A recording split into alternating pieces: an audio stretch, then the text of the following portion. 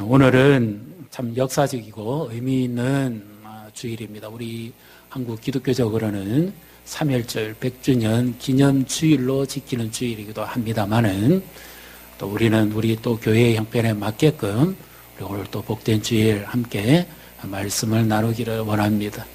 오늘도 이렇게 함께 말씀을 나눌 수 있어서 참 감사하고요. 또 100년 전에 이 땅에 하나님의 역사 그리고 예수님이 쓰신 사람들, 예수의 사람들은 어떻게 살았는지 그리고 어떤 역사가 일어났는지 오늘 우리가 그 하나님의 역사를 또 생생하게 우리가 돌아보고 또 지금 우리에게 말씀하시는 하나님을 만나시는 복된 예배가 되시기를 주님의 이름으로 축복합니다.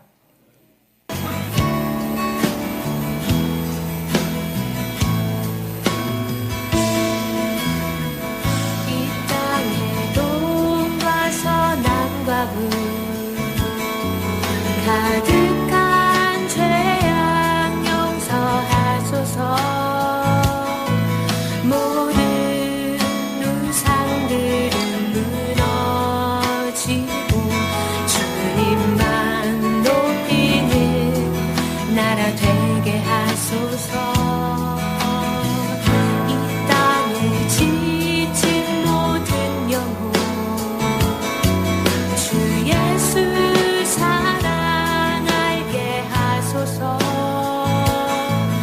저들의 한과 눈물이 씻는 주님의 보혈 이 땅 치유하소서.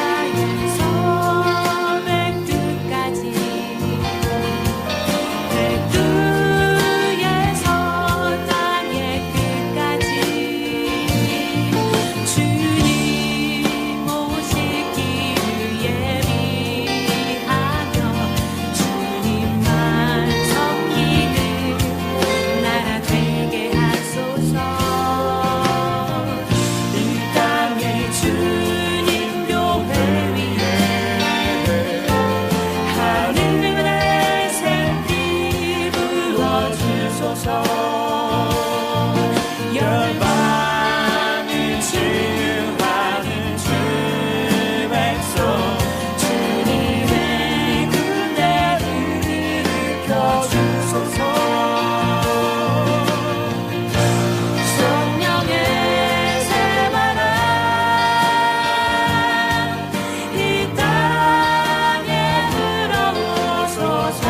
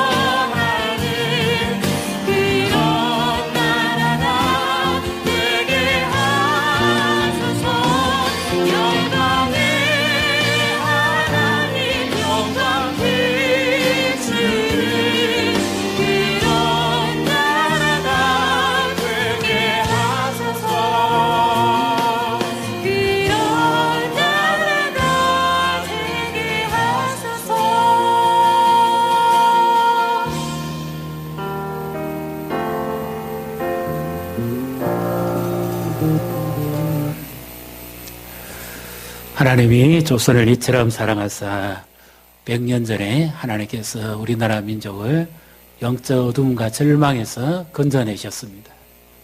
그때 기독교 인구는 1% 내지 1.5%에 지나지 않았습니다. 나라의 이런 쓰름과 일제강점기에서 희망도 없고 꿈도 없고 모든 것이 절망이에요. 황무한 이 땅이었습니다. 그때도 하나님께서 복음을 통해서 이 땅을 건져내시고 살려내셨습니다. 그때의 믿는 자들은 참 순수했습니다. 믿음이 삶이었고 삶이 바로 그들은 믿음이었습니다.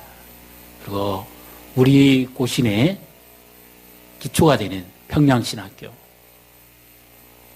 7명의 목사님이 배출했는데 그들 가운데는 평양 저자의 깡패도 있었고 기생집을 드나드는 사람도 있었고 심지어 죽어가는 그 동료의 마지막 부탁으로 받았던 유산을 가로채고 자기 앞가림만 했던 그런 몰지각한 사람도 있습니다. 그들에게 복음이 전파되어져서 그들이 변화되었고 그들의 죽은 생명이 살아나서 예수에게 잡혀서 예수를 전하는 사람들이 되었지요. 불과 1%입니다. 그 1%가 절망적인 나라를 바꿨고 옥중에서도 그들은 하나님을 찬송했습니다. 예배드리기 참 어려운 형편에서도 철창 속에서도 무언으로 그들은 하나님을 찬양했고 하나님을 불렀고 하나님을 외쳤습니다. 그래서 하나님께서 이 땅에 죽어 있는 이 땅을 살려내시고 회복시킨 것이죠. 그 부흥의 역사가 평양 장대인 교회에서부터 그리고 평양 신학교에서부터 일어나기 시작했습니다. 부흥이란 뭡니까? 죽은 것을 되살려내는 겁니다. 죽은 나라를 살려내는 것이 부흥입니다. 믿습니까? 죽은 민족을 살려내는 것이 부흥입니다. 죽은 영혼을 살려내는 것이 부흥입니다. 죽은 교회를 살려내는 것이 부흥입니다.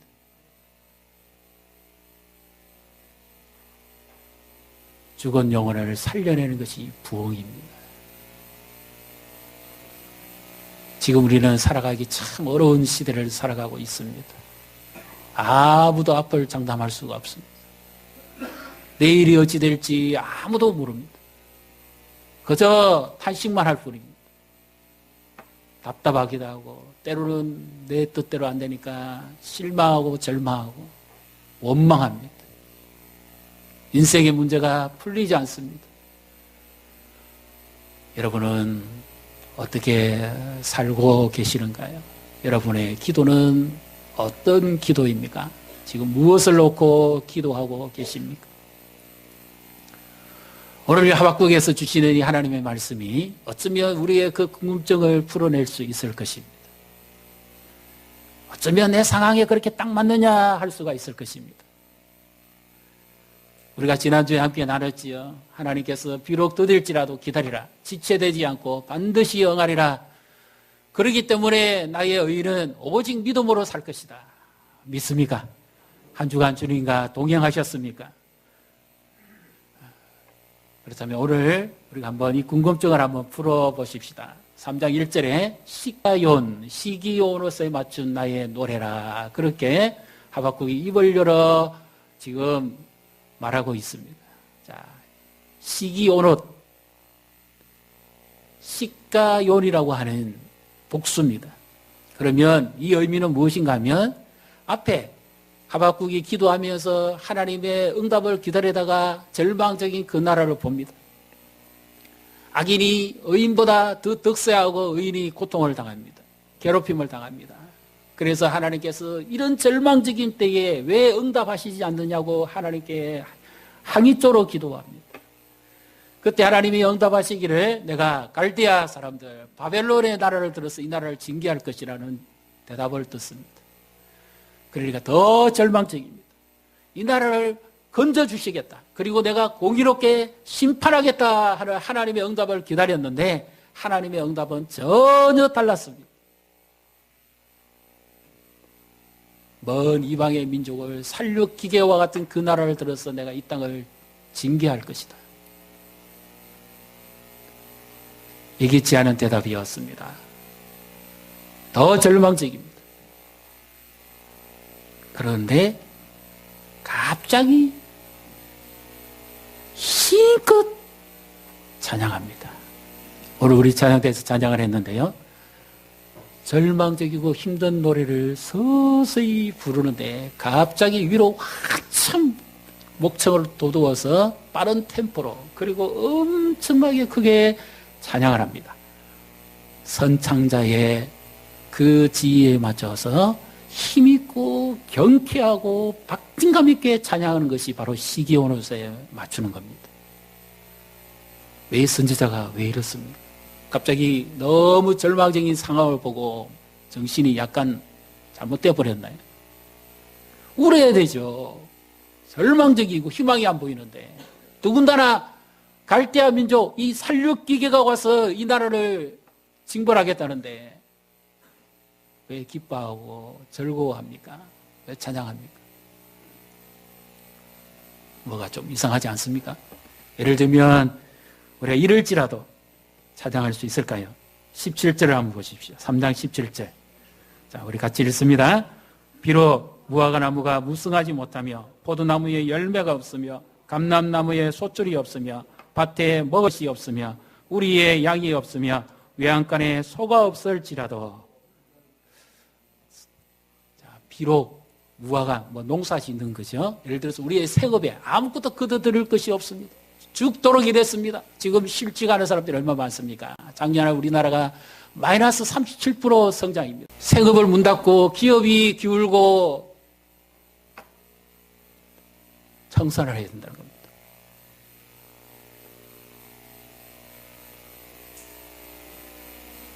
거둬들이는 것이 없다는 거예요. 길바닥에 나앉아야 돼요.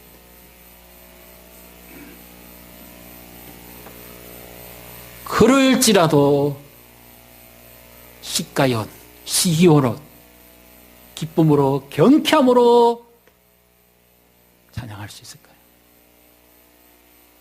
내 가정이 뿔뿔이 다 흩어져야 됩니다. 살기 위해서. 성경이 뭐가 잘못된 거 아닙니까?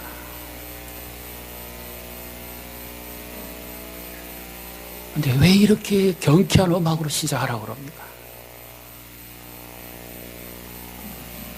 내 가정도 하나 못 바꾸시는 하나님. 믿는다고 하면서도 직장 하나 못 지켜주시는 하나님.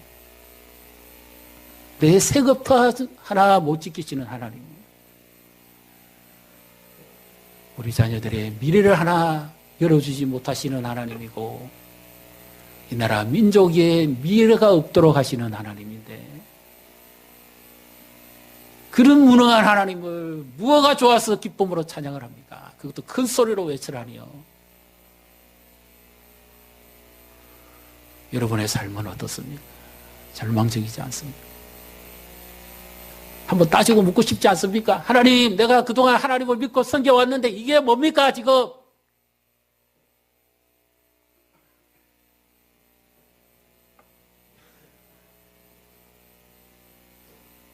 그러고 없지 않습니까? 왜 내가 살아가는 상황이 지금 바뀌지 않습니까?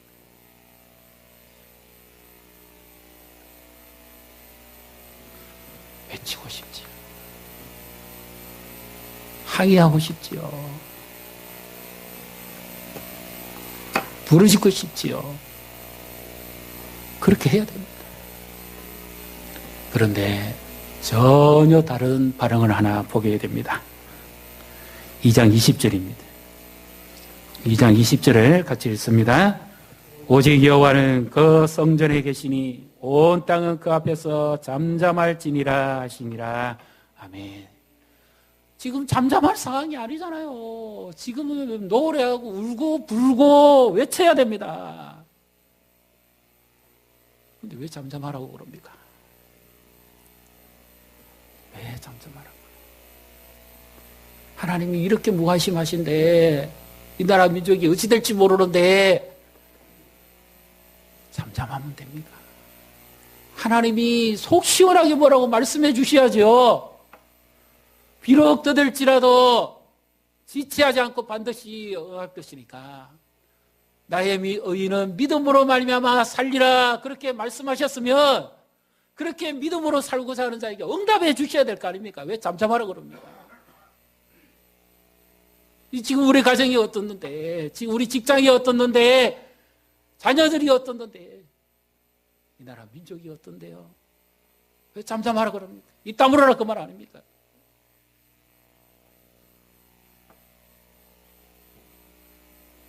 듣기 싫다는 그 말씀이 아닐까요? 왜 하나님이 이렇게 말씀을 하십니까? 너무 무책임하고 무능한 하나님 아닌가요? 내 상황에서 볼 때. 그래도 하나님이라면 어제보다는 오늘이 좀 나아야 돼. 오늘보다는 내일은 더 좋아야 되는데 너무너무 무능하고 무책임한 하나님 같지 않습니까? 그리고는 너무 무책임하고 불성실한 행동을 하십니다. 잠잠해라. 지금 잠잠할 때입니까 지금? 하나님 뭔가라고 당장이라도 대답을 하셔야죠. 그래 내가 네 믿음을 봤으니까 내가 살려줄 것이다. 내가 건져줄 것이다. 내가 회복시켜줄 것이다. 믿습니까?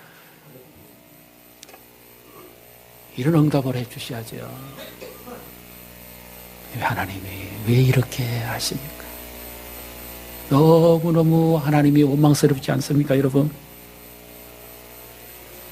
왜 하나님이 그렇게 하실까요? 그러므로 나의 의인은 믿음으로 말미암아 살리라고 말씀하셨지 않습니까? 그러면 믿는 자에게 하나님이 어떻게 해주셔야 됩니까? 하나님이 대답해 주셔야 되지 않습니까? 지금 하나님이 말씀하시기 때문에 하나님이 말씀하실 때 온 땅은 어떻게 해야 합니까? 그분의 말씀에 귀를 기울여야 합니다. 그 이유는 그분은 죽은 우상과 다르고 거룩하신 분이기 때문입니다. 하박국 2장 18절 19절의 말씀을 보십시오. 새긴 우상은 끝내 말도 하지 못하고 생기가 없기 때문에 죽은 것과 같은 것입니다.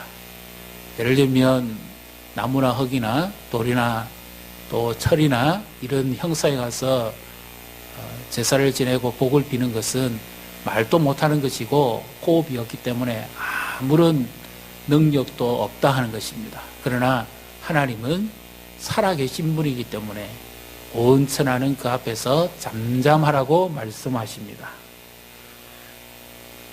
예를 들면 이스라엘 백성들은 가나안 땅에 정착하면서 가나안 사람들이 섬기는 신들에게 눈을 돌리기 시작했습니다. 왜냐하면 고대의 신 개념은 자기가 섬기는 신이 능력이 없다 싶으면 다른 신을 섬기면서 복을 받는다고 생각했기 때문입니다. 그래서 하나님만 섬기던 이스라엘 백성들도 가나안 땅에 섬기는 사람들이 섬기는 그 신들을 보고 그들도 바알이 하늘의 신이고 아세라가 땅의 신이고 다산의 신이고 축복의 신이라고 생각했기 때문에 그들도 하나님을 섬기면서도 여전히 우상을 숭배해서 하늘의 신과 땅의 신 바알과 아세라를 섬기면서 복을 받는다고 생각했습니다.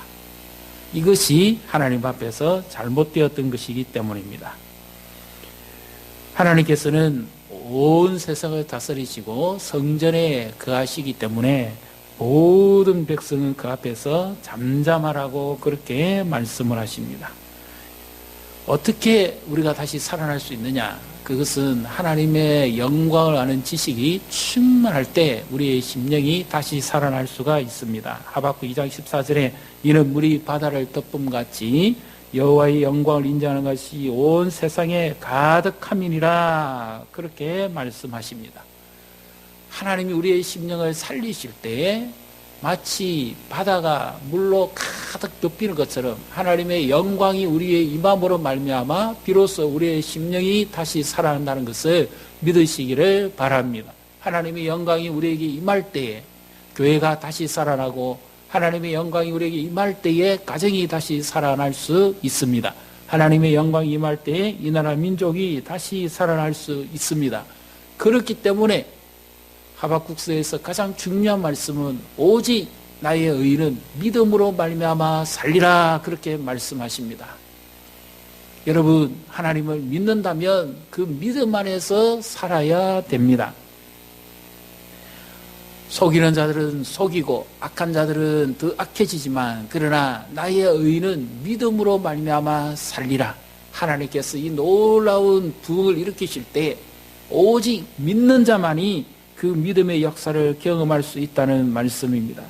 하박국 3장에서 기도하다가 그렇게 절망적인 그 나라, 그 민족의 상황 속에서도 하나님께서 말씀하시는 것을 듣고 그는 새로운 비전을 보았습니다. 하나님께서 그 영혼을 살려내므로 말미암아 비로소 지금껏 자기도 보지 못했던 것을 볼 수 있는 믿음의 눈이 열렸습니다. 하나님이 반드시 행하실 것이다. 그 고난의 날에 그 하나님으로 인하여 그는 지금 떨고 있는 것입니다. 사랑하는 성도 여러분, 여러분은 지금 기도하시면서 상황이 바뀌기를 기도하고 있지 않습니까? 그것이 마치 하박국이 하는 기도와 같지 않습니까? 이 나라 민족, 이 상황이 어떻게 달라질 것인지, 하나님은 무엇을 하실 것인지 그것에 기대하고 있지 않습니까? 그러나 정말 우리가 해야 될 기도는 상황이 바뀌는 것이 아니라 내가 바뀌기를 기도해야 하는 것입니다. 우리의 기도하는 상황이 바뀌어서 문제가 해결되는 것이 아니라 하나님을 믿는 내 믿음이 바뀜으로써 하나님이 나와 함께 하신다는 사실을 믿으시기를 바랍니다. 하나님은 나를 바꾸시기를 원하는데 우리는 자꾸 상황이 바뀌지 않는다고 상황을 탓하고 원망하고 있습니다. 그리고 심지어 하나님 이 문제만 해결해 주시면 제가 하나님 앞에 충성을 다하겠습니다, 이렇게 기도하는 사람도 있습니다. 그 기도가 잘못된 것은 아니지만, 그러나 상황만을 바라보는 기도라면 문제가 있다는 것입니다. 오직 하나님만을 바라보고 믿음으로 기도할 때 하나님께서 능히 우리 형편 가운데서도 감당할 수 있는 힘을 주신다는 사실을 믿으시기를 바랍니다. 그래서 오늘 상황에서 하나님을 바라보는 눈으로 가치관이 달라지기를 하나님이 말씀하고 계신 것입니다.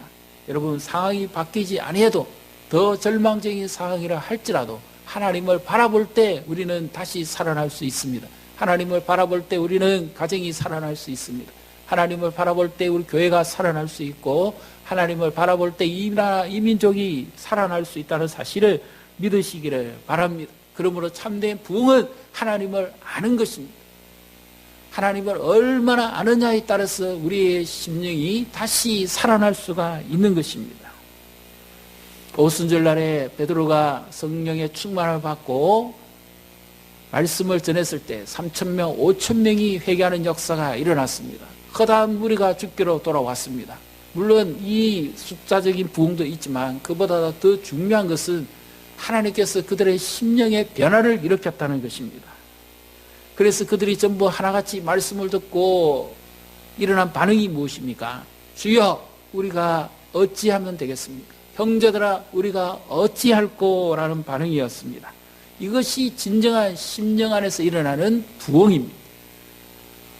내가 어떻게 하면 되겠습니까? 하는 이 영적인 각성이 일어나야만 진정한 영혼이 다시 사는 것입니다. 하나님이 정말 원하시는 것은 상황이 바뀌는 것이 아니라 우리의 영혼이 산다는 것을 믿으시기를 바랍니다.